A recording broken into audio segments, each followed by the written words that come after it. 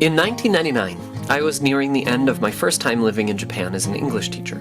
My then fiancée Dana and I were able to go on a camping trip to some small island with our friends, and when we returned I wasn't feeling so hot. My mom and dad were also there, and I was trying to show them around town before we all left the country, but my body got worse and worse, and I was always having to sit and rest because it hurt to breathe. Every day was more painful, and I figured I had some kind of tropical flu from the camping trip. The island's famous for the pure drinkable mountain water, but Dana had to go to the hospital right afterwards for dysentery. I think we drank a lot of monkey poop.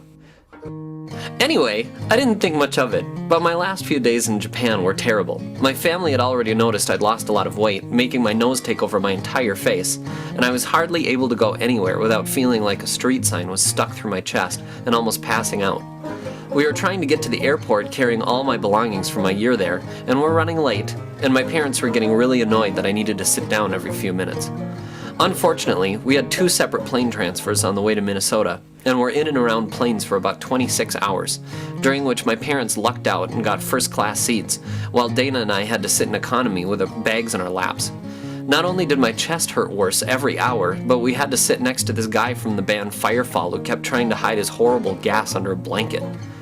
I went to the hospital the day after we arrived, and after a week the Cambridge doctors didn't know what was going on in my body, though our doctor scared the life out of us, telling me it looked like all my internal organs seemed to be situated backwards in my torso, something most children never live more than 2 months with. He was dead serious.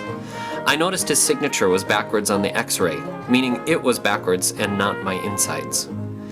Finally, Abbott Northwestern figured out that there was a tumor growing in my chest that was almost invisible on x-rays, and they had no idea how long it had been there or how fast it was growing.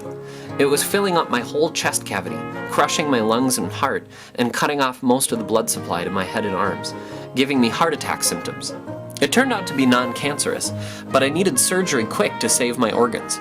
When I was admitted into Abbott the day before surgery, after my doctor explained what was going to happen, I asked if there was anything more we could do to get ready, and he suggested we pray together.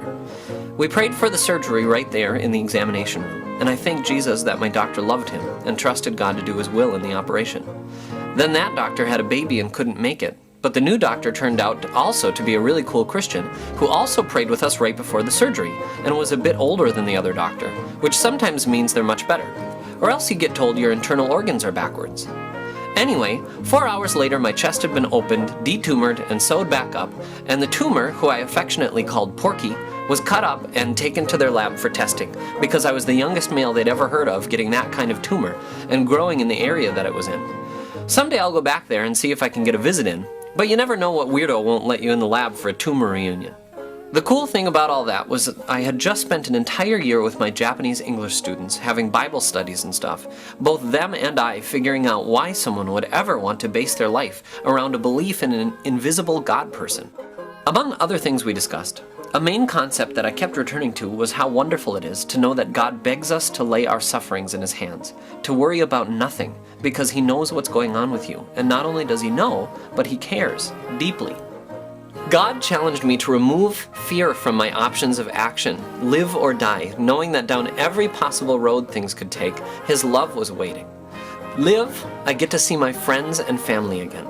Die, I get to embrace my lover and my maker face to face forever. God used a horror my body produced to heal weaknesses in my own ability to trust him, and to heal wounds in other people's hearts that were blocking his love from getting through. I'm sure of it. It's wonderful when we're healed physically, but the healing of the body is ever only a metaphor for what needs to happen in our hearts every day. And God desperately wants us to put 2 and 2 together and figure out which one is more important to concentrate on.